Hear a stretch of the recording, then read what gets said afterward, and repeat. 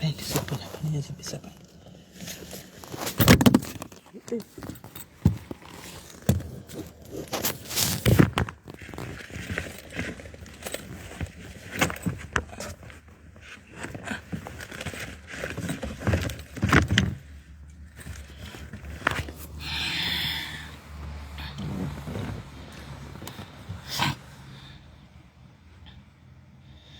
Manangu Febi, what say. How are you, Febi? How are you guys? Muri say, guys. How are you guys? Masquera say.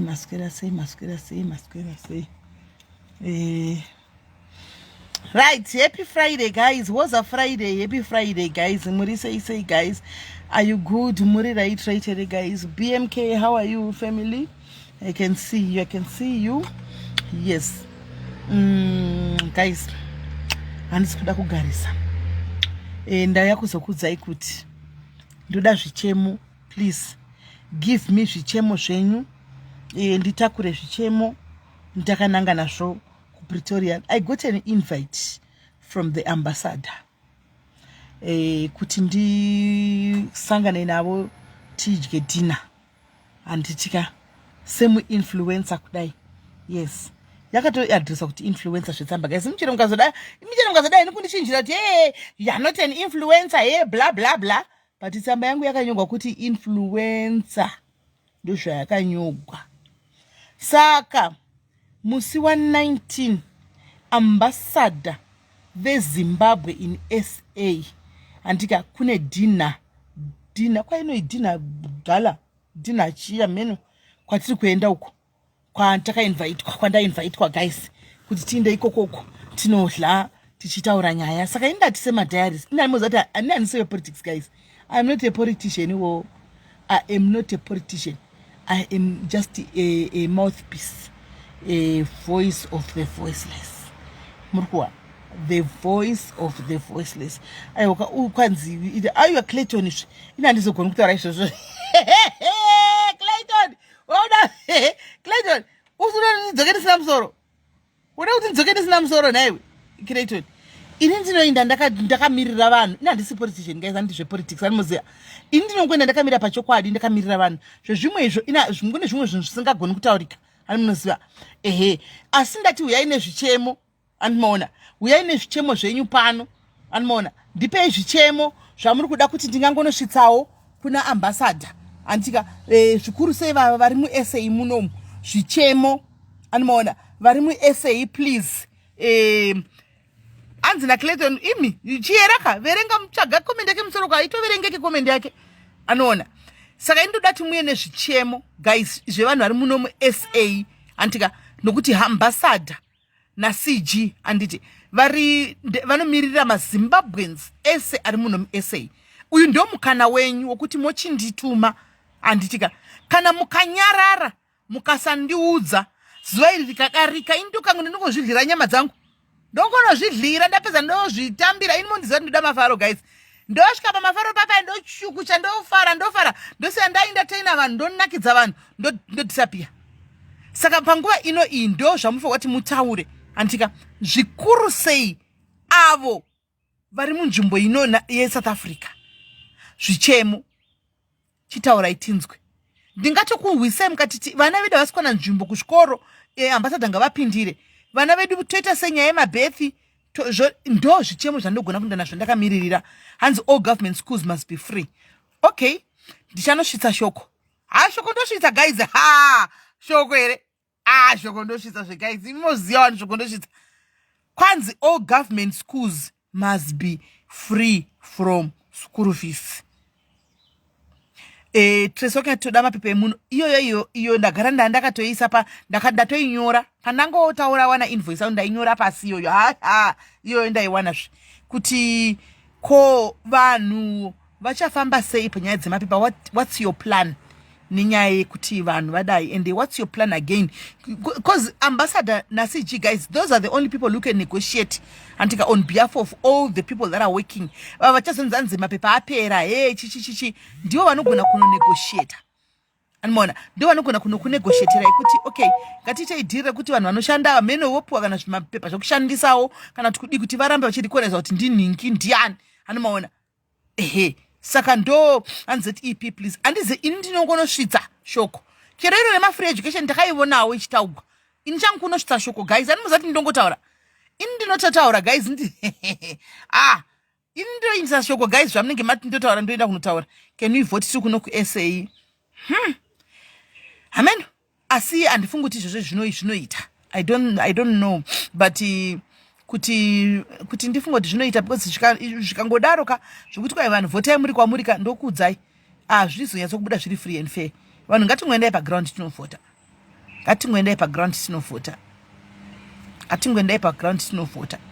zvokuti muti kwai munhu nemunhu bhokisi kwariri ndo paanozoshayikwa mabhokisi aya achiyanga achibva kuSouth Africa ashayikwa mabhokisi anga achibva Botswana modi munhu ngakuenda paground anovhota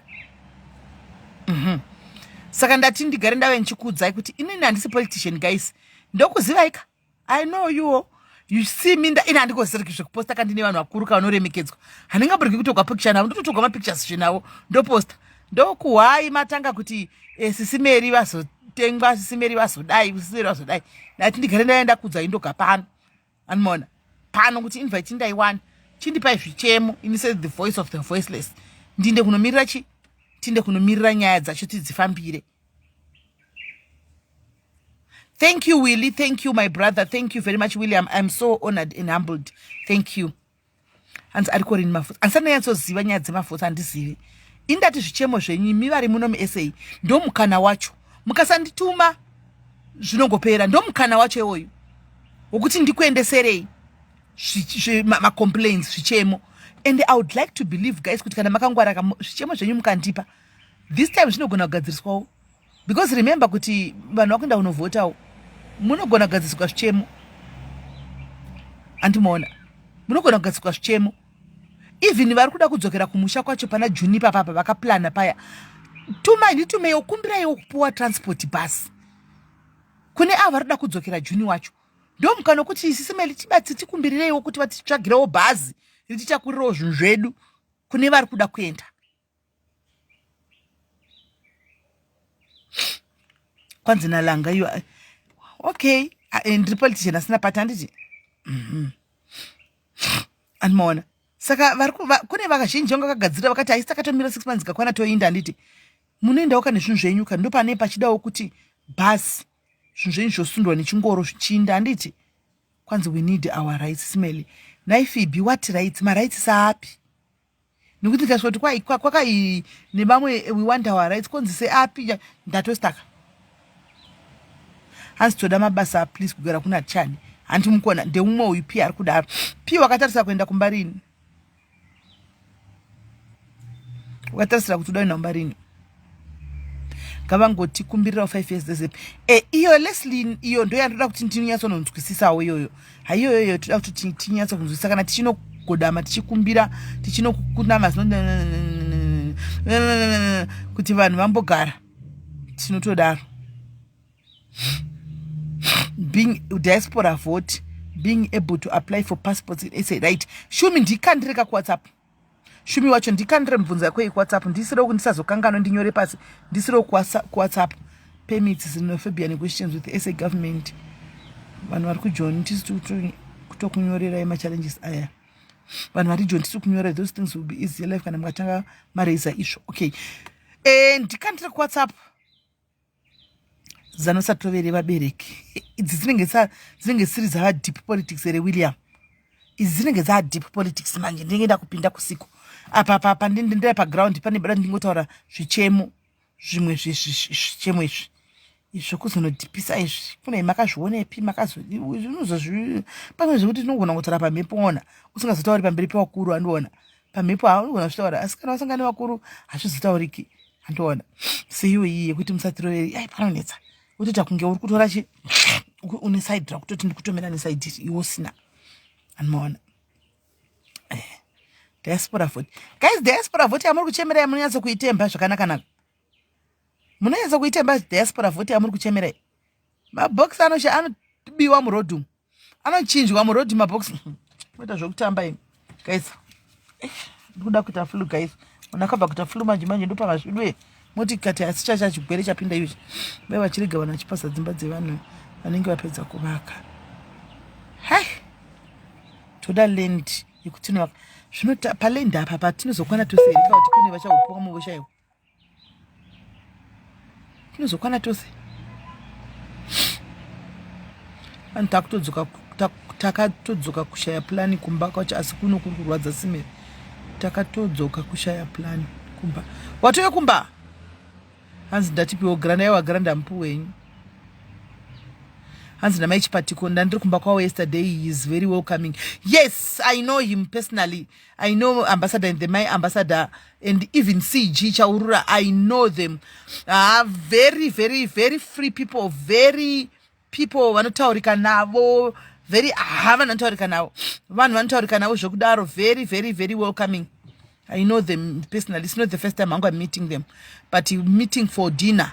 It's the first time. But pamwe tinosisangana sangana muzvima event function imomo tinotaisisangana tinosisangana mastend emahara semuno health and educational system. Yes, izvozvo ya izvo zvestendere mahara andifungi kuendera basa 9 nometa saka ukaenda kuZimbabwe hausi basa reteaching sure teaching ririko kumusha uku indantsvaka basa kumusha uku ririko kumusha uku haumboshayiwi nzvimbo kana uri qualified teacher haumboshayiwi nzvimbo nometa inda kumusha no apply uku hanzi ko general consulate vakazodi variko zve GC variko zve ndokwatiri kuinda kamangwana vanenge next week vanenge varipo kwa GC vanenge varipo gava for my mind shandewo. That's a point William Esh because zvivano zviri kutiranira mamaini kuZimbabwe zvemasiso akadhonzeka zviyaka truly speaking zvikutoondongora nyika zviya ndichambozama anozati nyangu days ndotaura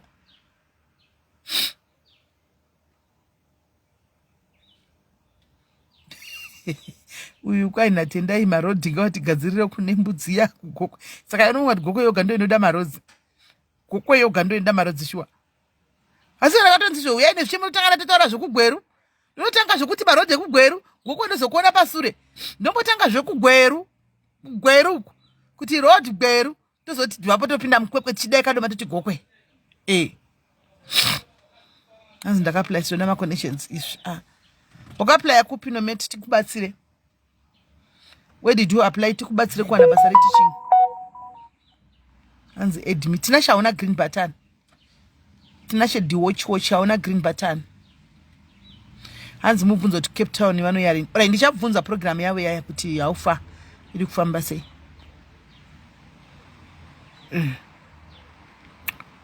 right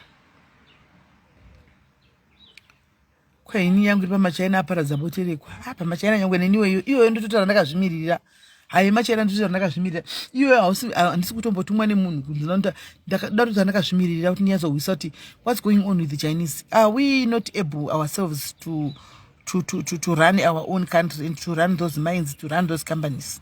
Why these short people with eyes that are like, I don't know. More. So can do down as we see.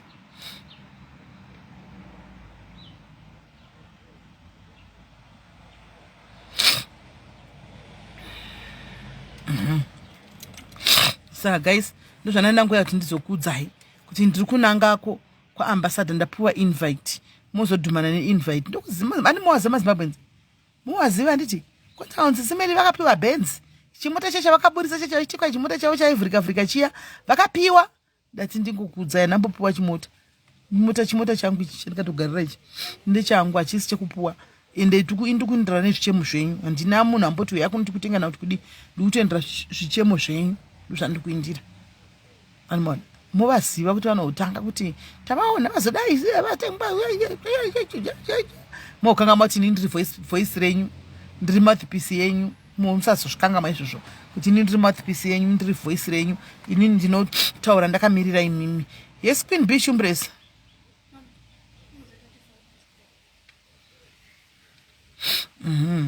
antimaona saka kwanza batara prezo zvino manje vakachera boterekwa naimi mota dzinozofamba nepai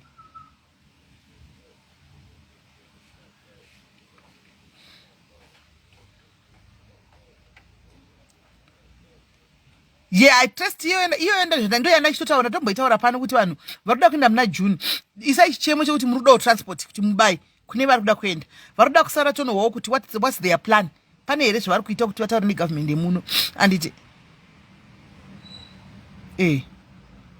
kwanzi endaioneni ndodlawo nevakuru aiwazvi ini ndinofamba naPA anomuziya ndofamba naPA wangu saPA ndo basa rake rekuona kuti pazvikafu apapa tiri kudla magnum ice cream atisi kudla vanilla ice cream tiri kudla magnum ice cream ndo basa rake rekuona kuti SIS MELLY havasi kudya rice vari kudya mashed potatoes vidweka hanzi SIS MELLY mukusimba zvenyu looking good ruru it's rude kuudza munhu kuti muri kusimba it's rude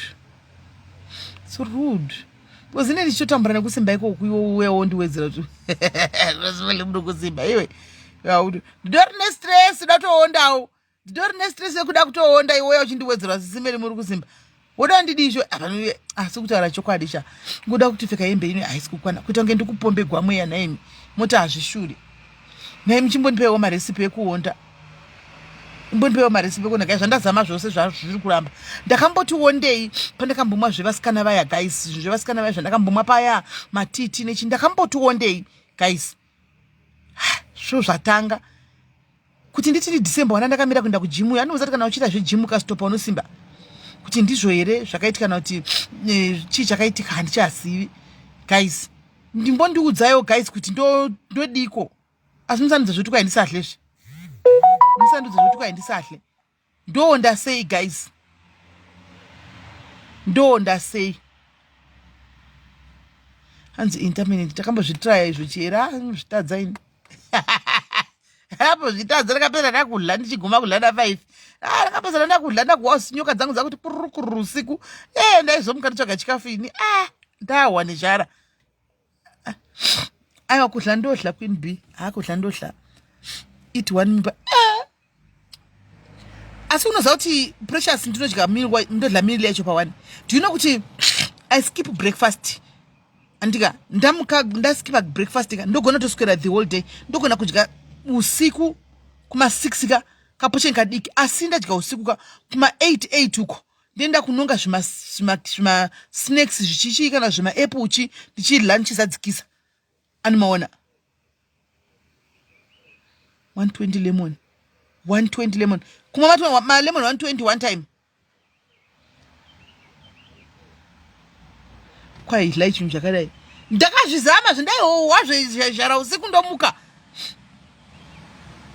ndaihohwa zhara usiku ndomuka ndoenda kutsvaka chikafu kwahembe dzisingasakwani inyaya yehembe yakutotaura kadza usingasakwani shumburesika pane munhu akatouya mufana wangu akabva kuaustralia mudiaries wangu mufana wangu akabva kuaustralia ari kuzimbabwe ari kutoya kuno kumuswa 19 akatoti ngadzirongedzwe dzese ndisangana nemi nadzo izvozvi dzakarongedzwa kuzadzwa kuiswa mumabhegi umu svika dziri kunopiwa anti kujobheki uko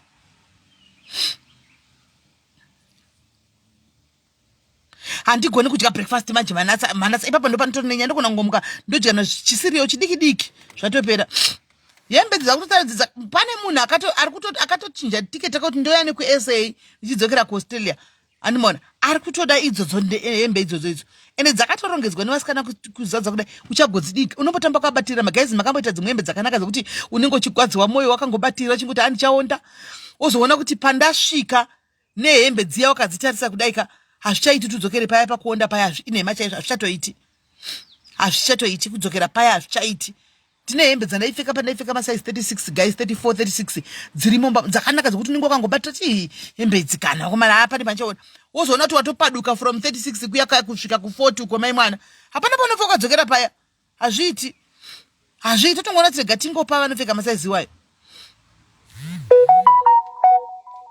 kwai chikafu chamana icho but iwona gamuka ukadya breakfast makuseni panoti ungazoswera here ukanovata hazviitika unozoda kudya time ini guys ndanetsekana imbondipewo eating plan guys anoda hake mweya ane tsitsi mweya waMwari asi sata eating plan yako ngaingoita kuti ndigutewo ndisasari nenzara because ndikasara nenzara zvobatsiri because ndichatsvaga chikafu ndodya ndosimba futi ano eating plan please ndito eating plan animona undipewo kuseri kunditrai kuitedzera asi ngaive kuti ndinogutawo kwete kuti ndozosarawo nenzara. Hanzi kona wili nyika ino ndichaidi toda kugara kuZimbabwe. kuZimbabwe mabhazari ngawanikwewo kune vana vakagona kuchikoro. Yes, valid point. Vanowo kuendera mberi ne please tine vanhu vane talent mabasa but vasina kuenda kuchikoro hamukwanisi kuvaitirawo like abeti eremetse. Aya ndo mapoints chaiwa. Aya ndo mapoints chaichaiwo. Aya ndo mapoints chaichaiwa zvinodiwa. Aiwa kana zvikagona guys admin toraiwo kama zvichemo izvi munyore kuseri. Torai zvichemo munyore kuseri guys. Asi ndofunga uchanitendera kuti vangandirambidza kuti live ndendiri pa live asi zvimwe guys ndendiri pa live muchivunza mvunzo ndichivavunza. Ndichivunza mvunzo ndichivavunza pa live. Animaona.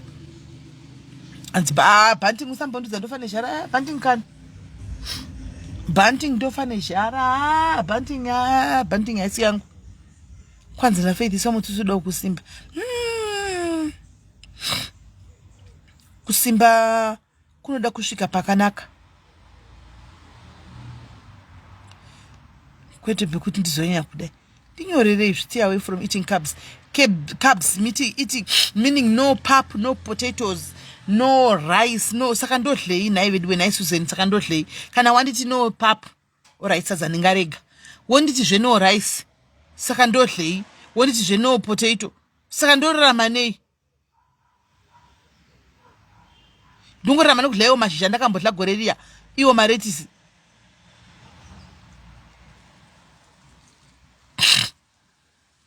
Iwe George usataura zvinhu zvokuti unotimakisa pano chizoda kutirovesa. Dzimwe statements munoita dzimwe statements kuti vakatarisa pamuzi kuti ndiwa nani. Hapana munhu akambotuka vanhu achidaro George. Hatina mvura takatuka vanhu achidaro. We don't say those kind of words. Delete statement yenyanzvadzi.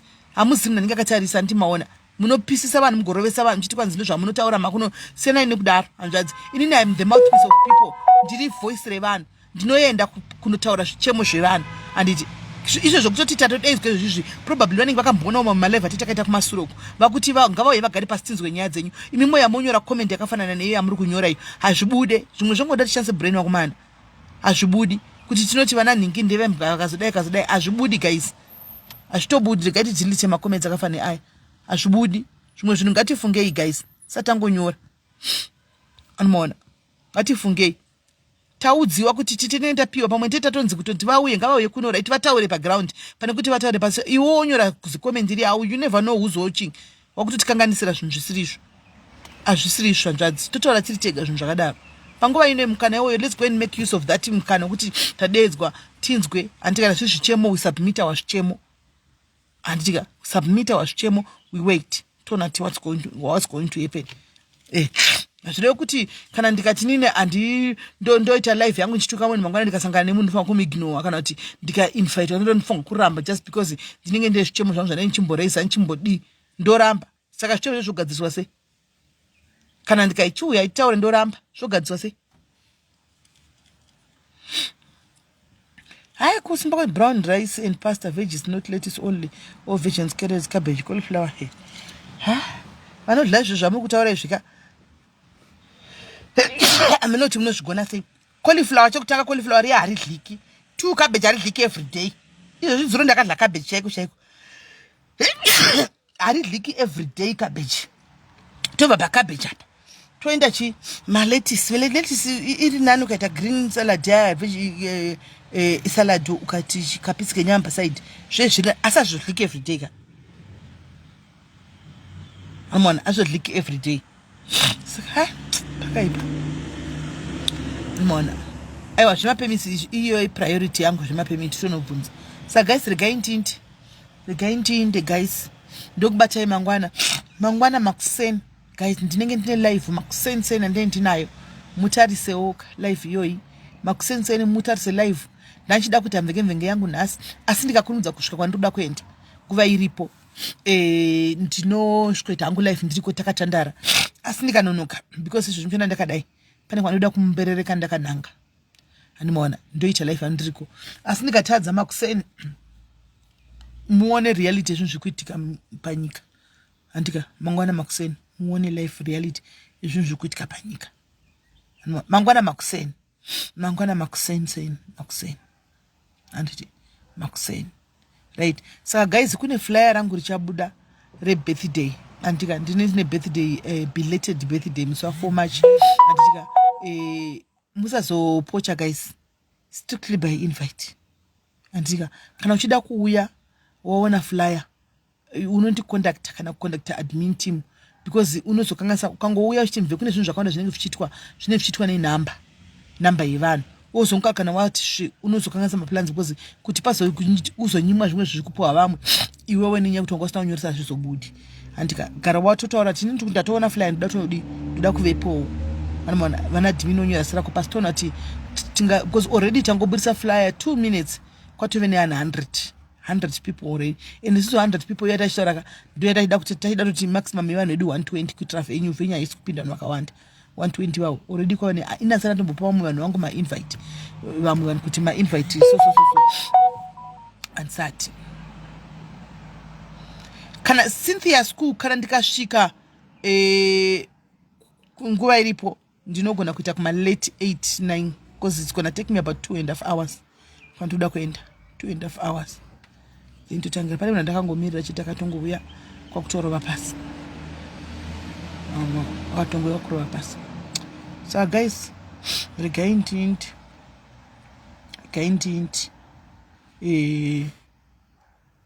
tobatana time yacho kana tagona kuti tabata time asi mangwana makuseni zvakare, don't miss out on that life. Anditika big Black Quitty, thank you guys.